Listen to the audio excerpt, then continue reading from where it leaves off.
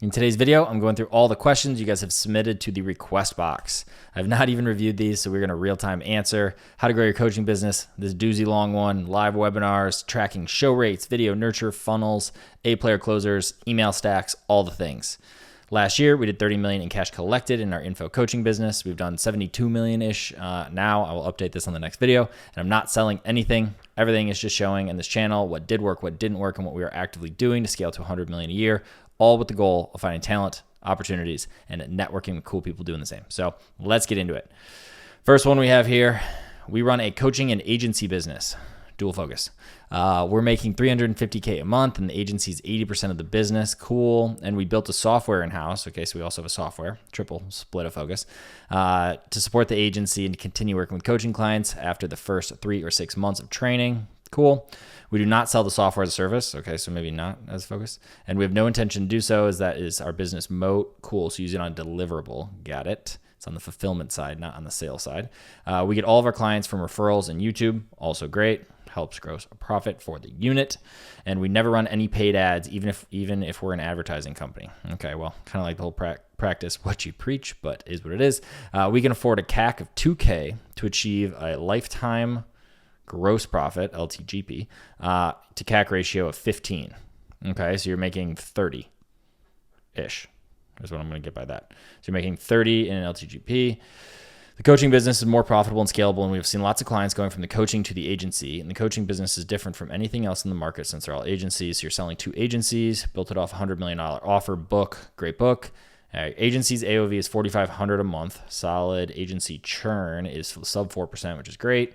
The coaching's $20K for 3 months. That's solid. And 2.5 after that. Ascension rate 75% from coaching LTV. So from the $20K to the monthly, which is also good. And for the LTV for both is $45K. So quick math on that. 2K for CAC ratio to LTGP. So they're making 30G. So it's costing them 15K of the 45K to fulfill in the service, and they're keeping 30 of it, if that math is quick and correct on my end or their end. Bottleneck right now, here we go, question, is that we don't have enough qualified booked calls. If you would buy this business today, how would you 10X it? Who do you think we need to hire to fix this bottleneck, and how can I find talents like you? All right, so frankly, I'm confused, but the bottleneck right now is that we don't have enough book calls. So I think you're an advertising company, so you should be able to get qualified calls, I would think. But let's say you don't know how to do that. So if you buy the business today, I will take 25% of this business, drop in my DMs, and I will do twice a month coaching calls and steer you clear. Just kidding. But how would you 10X this because of that, and who would you hire to fix this bottleneck? I would hire a growth marketer to just take over that portion of the business and give them a percentage of the new stuff that comes in and just leave it as that. So you'd front ad spend. I mean, you could even do it without the percentage, honestly, and just time to ROAS. I mean, you already know your numbers. So keeping the CAC under 2K. So set it at 1K, 1.5 and 2K, and give them bonuses and or performance fees to do that.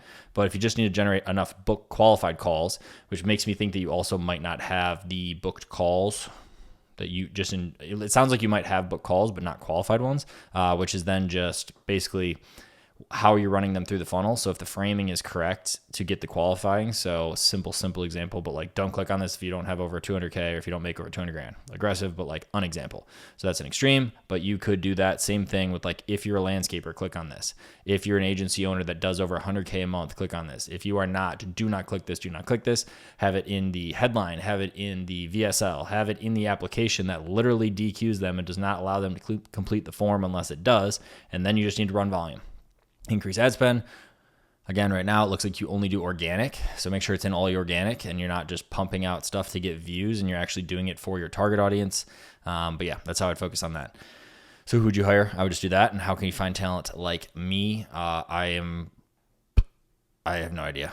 I don't know what to say about that. You just find, like I built through this. I was not found like this. I was found building random sales pages and then learned this on the job doing it. So it was more so a risk in the other direction of where my skill set was here, and it became here over time and iteration and practice implementation.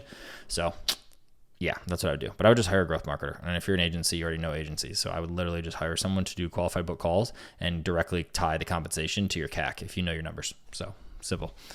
How do you grow a coaching business? very vague. I do not have an answer for you. I would need to submit another one that has more information on where you're at, where you're stuck, what the current situation is, and I can answer it similar to this one. Yeah, I have tons of videos on this channel that are all about growing it, that are about scaling it, that are about the cost behind it, that are about the team behind it, everything. So I'll do that. Live webinars. So this is actually interesting because in the video where we all were just at the event, the one where we're all wearing black t-shirts, I don't know why, but we just are. It's a digital marketing thing, I think. They talked about how they do live webinars, and then they use the aevent.com to do basically like what Webinar Jam or some of those other ones used to do to like basically make a live webinar pre-recorded and then auto webinar. A lot of people back in the day, and still to this day, would sell products up to 2K. They used to call it like the auto 2K webinar, because that's basically like statistically, supposedly how high you could sell something automated through a webinar versus having to use a call funnel. Anything above 2K, back in the day at least, I don't know. I'm not super privy to the direct to cart game on the mid to high ticket. So live webinars, we don't do them anymore. We do them internal, but when those guys were talking about it, they were saying they do it post-purchase of a low ticket. And when they do that, it is basically like they buy a low ticket and it's like, oh, and you also get this bonus of this free masterclass. They push them through the masterclass, which is really just a VSL, pushing them, selling them on the next thing in the Ascension. And they do that both included in the low ticket and then push throughout the product and the community. Other people do it directly in the front. There are big boy companies that do it and make money online space that do live webinars that sell a 2K product. Once they sell the 2K product, after that, they will book them in with a setter and then as like an onboarding call, go through the full presentation, the quick start guide, the whole thing. And then they will push them over to a closer if they're a good fit, qualified, and looking for more, higher likelihood of result, which is personalization, one-to-one coaching, like all that kind of side. And that's the higher ticket. So you go from 2K to 9K or 10K or whatever. And then we have actually run them in-house, but the only time we've run them, well, I guess, yes, in-house, but also we have run them to our communities before when we do launches. So when we've done supplement launches, we've done them, where we did a partnership and made a video on that. We lost our ass. It was fucking terrible. But that was on us because I didn't do the math right. Now I know math better, but we do stuff like that when we do launches. We do stuff like that when we do like swag drops, which are not meant to make money for us, but we've never done that to like directly sell something inside the community. But yeah, so that's kind of our take on it. A lot of people love them. A lot of people use them. We likely will use them. A lot of people do them for live events. A lot of people do them for challenges. We just have not used those because of the complexity around them, behind them. And for us, the model and the math works on our current setup. There's just been breaks in the chain of the funnel. It's not the actual like offer structure model that's broken. It's like pieces of them. So whether it's marketing is broken, not getting enough qualified calls, solve for it. Now you get enough calls that are qualified and like clear there. It's a closing issue. It's a sales issue, right? So like there's different parts of just one simple funnel that can break. It's not necessarily the whole model or acquisition method, like you're saying here, live webinars, that needs to happen or change. So that's my opinion. Can you make a video going over tracking show rates? I know it sounds simple, but I find it super easy to track ROAS, CPL, cost per call. What is the best way you found to track actual shown calls? I'm currently using pipeline stages. Yep, me too. That if someone puts notes to show, it fires an automation and does it. Can you go over systems back? Okay, so this one, I feel you on this. I know what you mean by this. So it is extremely common for this number to be a little gray area. So it's all data in, data out. Now, a no-show or a cancel, generally speaking, it is required that you have a more or less manual input that occurs from the sales rep, because that is the only person who knows if they no-showed or canceled, like directly. Now, they can send it through email or text or something. There could be like a timer trigger and like all these things. But to be honest with you, the absolute best way is a sales rep is marketing it. Same way that a sales rep is marketing in your deal stages if someone is a no-show. So it's good inputs. You need good inputs, good data to have good outputs, which is that number and that number you're looking for on a tracker. So I actually track this in two ways. I have a manual tracker and I have an automated tracker that comes from the CRM. So the manual tracker is like the classic, like look at Cole Gordon's videos, like he crushes, they're closers. So all they do is sales. Not all they do a million things and they're great, but I just mean like they're very focused on sales reps. That's their entire business. So they have manual trackers that are basically like calls booked on day, calls taken, no show, cancel, offer, closed, and then like cash collected and whatever, and like all these other things once that, and then you have percents across. So imagine this, you have 100 calls on day. Those calls all come through as whatever your default deal stage. So for us, that is call scheduled. You have 100 that come in on call scheduled, okay? Now, anything can happen to them. They can then become a no-show. They can become a cancel. they can become like all these other things: a hot listing, a long-term nurture, a deposit, a closed won, or a closed loss, like disqualified. Okay. Or a closed loss or disqualified, because they're kind of different. Because like one is you could have won, one is they were not qualified. All you're going to do in the automated version is you're just going to take the no show and cancel, and you're going to get 30 on there, or whatever the number is. More realistically, you're going to get 55 or something on there. And you are going to have that number that's going to automatically either be in a viewer that looks at your CRM database and can pull that on day. So you know that there was 100 calls that were booked for day. Then you're going to have, by end of day, there's going to be reschedules. So you're going to actually only have, whatever it is. You're going to have 40 that were live call. You're going to have 40 that were in no show and cancel buckets. And then you're going to have like 20 that were rescheduled, call it. So you're going to have 80 and 40, and you're going to have a 50% show rate. Okay. So once they land in those buckets, you're able to tell like where they went from there. And you want to take basically, and then on the manual one, it's the exact same thing. It's how many calls were on day, and then how many were no show cancel. So you sub those out, 100, you sub those out. So there were 60 calls that were actually taken of the initial 100 that were booked. And that is like the inverse of that, essentially, is your show. So I do it like, minus basically, and then divide it across. And I have it on both, and they're like very, very similar. Like there's small fluctuations. One will say 56, one will say 55.2. And again, both of them are reliant on a sales rep manually adjusting either the deal stage or the tracker for their daily tracker. Some are easier for some teams, some are not. We always just like to always have a sheet as well as the CRM because it's helpful in there. But it sounds like you're already doing it correct. Like it fires an automation. Only thing with firing an automation is a lot of the time if you fire an automation into like a sheet, it just logs it one time.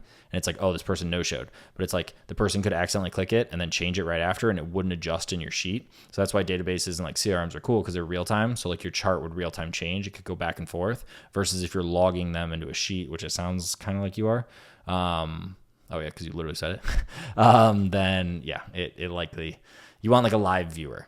You don't want a logger that you are manually doing, because every time something changes, it doesn't update there. CRUD is what it's called. So can you do a breakdown of a video nurture funnel? What is a video nurture funnel? The idea being you build the funnel within Facebook. So you have top of funnel videos that capture 95% of the watchers first, calls out your niche offer, middle of funnel videos, I assume still on Facebook, nurtures and builds trust, and then bottom of funnel is a VSL to book a call funnel. I find that my product specifically needs a ton of trust, and I've had a hard time getting people to book a call and just pay a high price. Ooh, okay. So you're talking about, instead of having any pages, you're talking about having basically 3 buckets of people: top of funnel, middle of funnel, bottom of funnel. I don't know if any of those words made sense, but you know what I mean.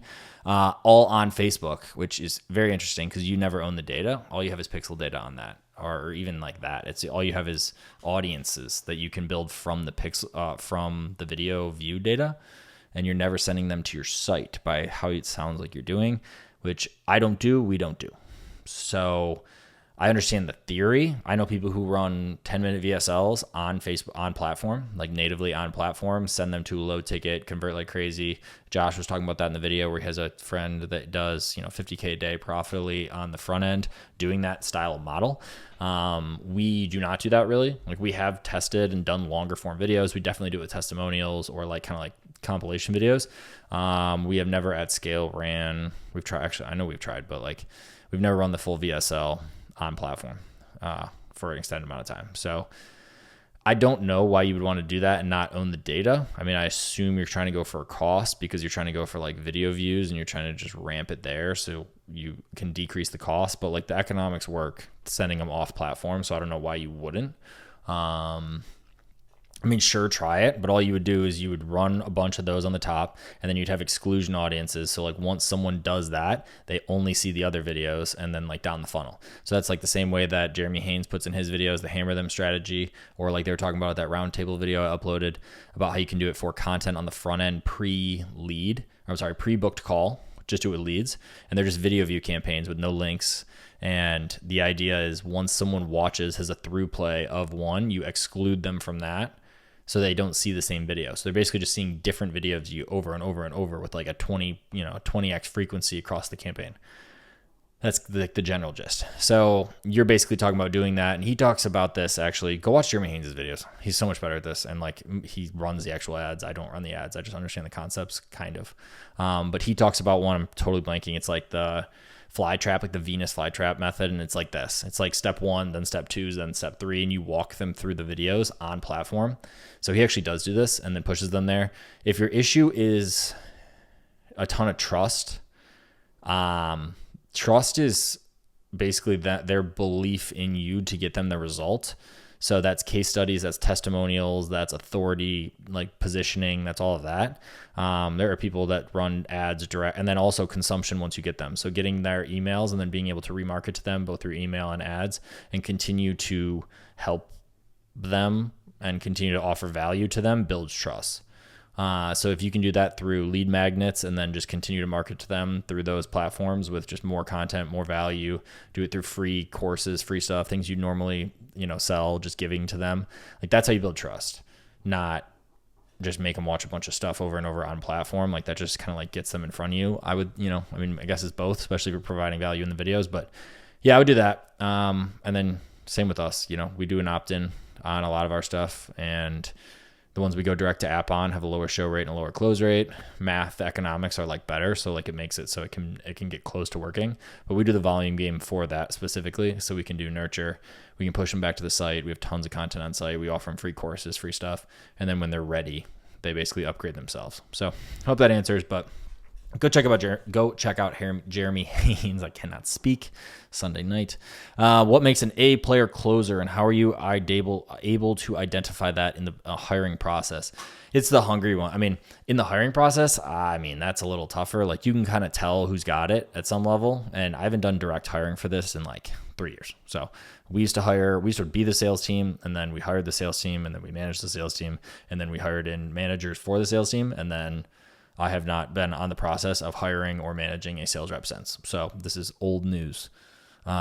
This is old. So, but how I hear about it in operations teams and meetings and stuff is like, you can just tell, right? You can tell. And then once they're in, everyone's running the same gambit. Everyone has the same like access to resources and tools. So the ones that stand out are the ones who identify themselves, who stick out on their own, and then putting resources behind them, identifying stuff and identifying pieces that they can work on, making sure they have all the things that they need to do their job the best. And you can just tell they're just the hungry ones. They're the ones who aren't saying, oh, do I have what's my minimum amount of calls I should have? It's the ones who are pushing for the maximum. It's the ones who are opening the slots, who see the opportunity and just absolutely grab it and just run. So I hope that answers. Again, not my super sweet spot, but for that, I would go to Cole Gordon. He's got a ton of videos on page that are all about that on YouTube. What does your email tech stack look like in the back end for your opt-in application submissions between call reminders, nurturing, etc.? What platform do you use to trigger emails based on different pipeline stages? I've made an entire video on this. I think the thumbnails where it's like lead to app to booking to close. And I basically talk about the different automations and what occur between them. For what platform do we use? We use HubSpot for everything. So HubSpot is our CRM on the sales, marketing, and a little bit of fulfillment side. Not super yet, and like all of our data management. So the email stack is that. And then it's basically when they hit these different events and triggers, they get different properties at the contact level. So in CRMs, I have so many videos about these, and you can look on if you go to this, www.ryanclogg.com/doc, DOC. Actually, it's down here. I have these broken down, and in these I put you'll be able to see which ones are which, because this one is just, these are the clickbaity titles, and this is what they actually are. So you'll be able to find one there, like communication flow for the VSL funnel. Like this one shows that. So basically, you're putting a property in that says like when they achieved each event. So like an opt-in, an application, a booking, booked, what day did they book, what did they book for, and then when they purchased. And then you can identify like when they have this but not this, send them these emails. As soon as they have an application but not a booking, send them these emails. When they have a booking but not a purchase, send them these emails. And like you can pull them from lists and add them to other automations easily from that. So that's not really on pipeline stages. It's like a lead stage, or like a lead where they're currently at in the funnel. Hopefully that answers that. But what event do you optimize for, a lead or a schedule? We don't do anything on lead. So Blake talked about this a little bit, but basically when you're launching one, you're optimizing for whatever you can get 50 conversions on in a week, so you can start to train the pixel. And that's from like scratch. We optimize, so we have native events. So it's lead, submit application, schedule, and then purchase. Submit application and schedule only fire on the quality ones. So even though if they come through, the application routes them to different pages, and we only pushed back to Facebook the quality ones for submit application and schedule, and then purchase. All of them are quality. And then we don't know enough on a lead level, so all the leads come through. We optimize for schedule and we optimize for purchase, and we do a mix of that. We keep a majority of ours purchase, but we have had major issues with our pixel and Facebook. And that's why our acquisition exploded back when it did, because of this, because we were unable to consistently generate bookings for the sales team. And when we optimized for schedule, it was a way lower show rate. It was a way lower quality, way lower close rate. And then when we optimized for purchase, they were getting capped and they were not fully spending. And then when you don't get enough purchases, it doesn't feed back signals. So then it continues to happen in like a vicious spiral down.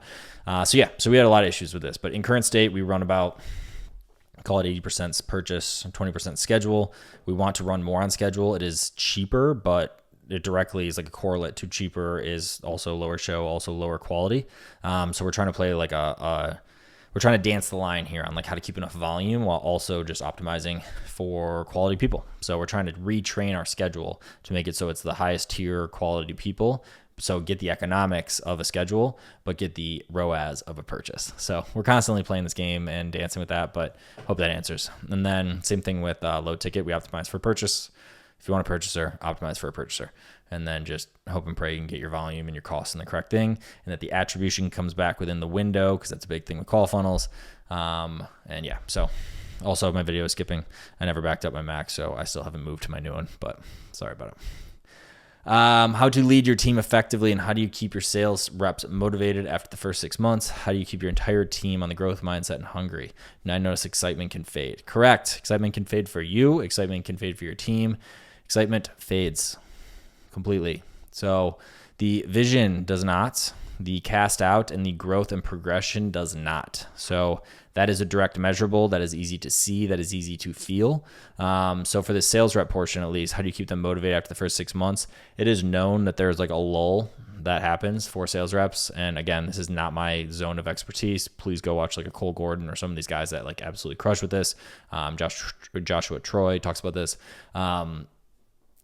It's a known thing that sales reps hit this peak, like basically start to get, they're human beings, right? They're not just like production machines, and they have waves that they hit. And when they hit a certain point or have been doing something for long enough of time, it is very common for them to have troughs.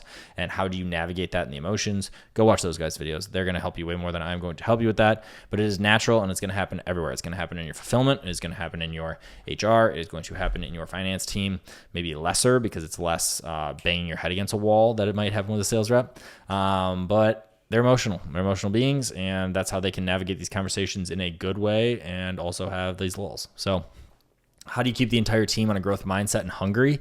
I think aligning incentives is big. So I think them knowing that when the entire team helps each other and they dominate in their scope, so call it marketing or call it sales, right? They dominate in their role. They know they're going to get paid. And then also knowing that the rest of the team is in some relation way getting paid the same or getting paid in the same way when these other departments succeed is big.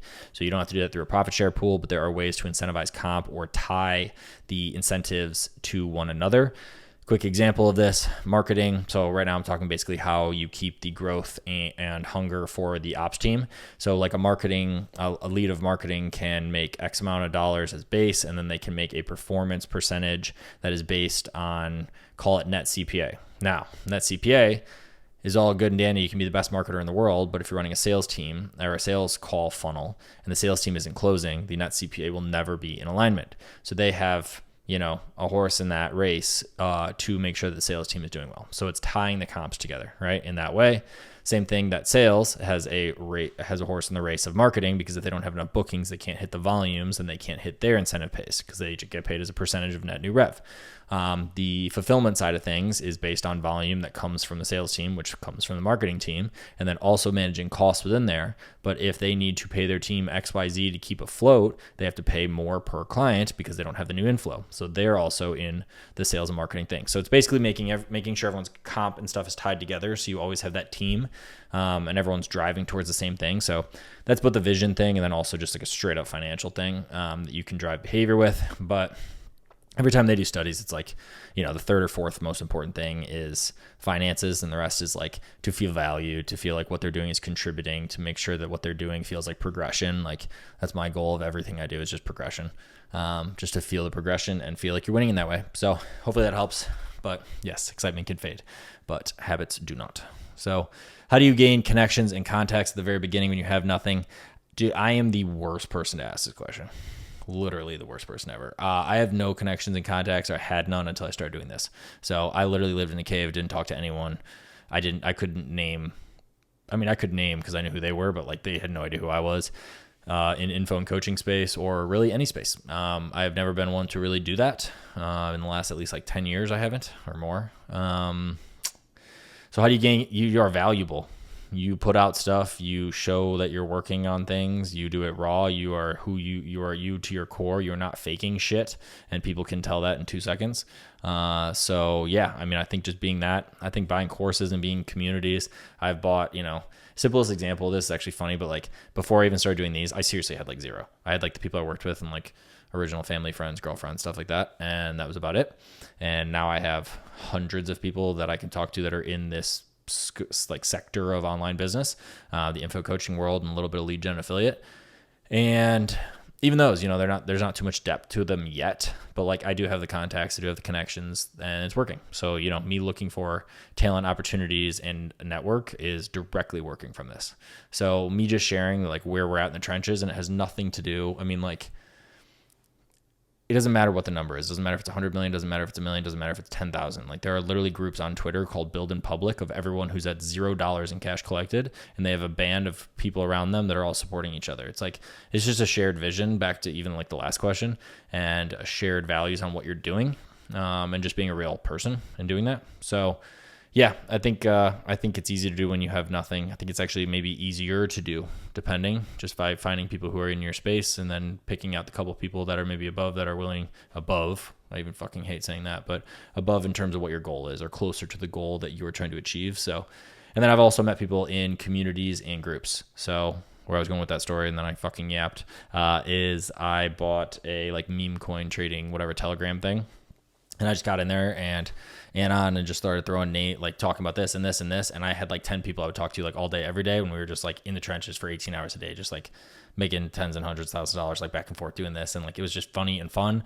Is that real life and like real world connections? No, but like great example of like, if you buy these courses and communities, you already now have a shared aligned vision. You're trying to start an AI agency. You're trying to become an online coach consultant. You're trying to do marketing for landscapers, like any of those things, you already have that shared vision if you buy into something. Same way that if you're on a sports team, you have a shared vision, you have a shared interest already. Same way that if you are in XYZ place in town or whatever, you have shared something already. So it's basically just choosing what type of things are important to you, and then getting around people that have the same things that are important to them, than what they're going for. So last one, what do you look for when hiring a copywriter? I thought that was a grade A copywriter. And what would you say to copywriters who think AI would replace them? All right, let's start there. I would think that copywriters already have been a large portion replaced. I was just at that event, and there was a guy who owned a large copywriting company and basically said he's just like shutting it down and pivoting portions of it because they already got taken by AI.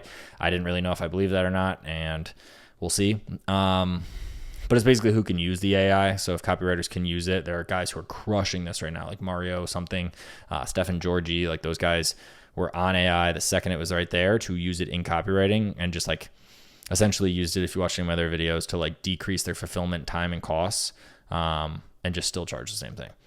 So to my understanding, so you can fact check that, but the idea being that they just made them more efficient at their job, but they're still the best in the world. They still know what is the best in the world. They still know what works, and AI got them 80% of the way there. So then they could do 5 times the amount of project load for the same amount of dollars, assuming maybe a little bit less, but you still did 5 times the amount of shit for the same cost, now for the same cost to you. So what do I look for in a copywriter? Results.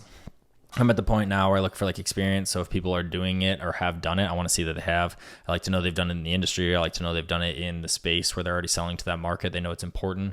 There are people who go really, really deep in this, and I think those have proven time and time again to be the best. There's a ton in the Alan Sultanic, Nothing Held Back group. Those guys are like so good. I'm not a copywriter at all. When AI came out at like saved my life because I could get 80% of the way there and post something live and a copywriter could come in and clean it. Before that, I had to come up with words or just funnel hack someone, copy paste and change shit. And that was not ideal.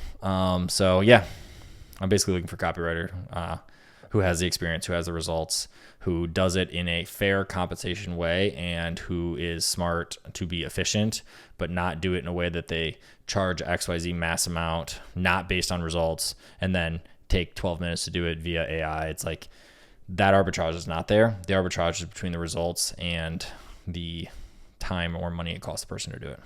So hopefully that makes sense. I was going to take notes while I did that, but that ended up being 30 minutes. Apologies, kind of.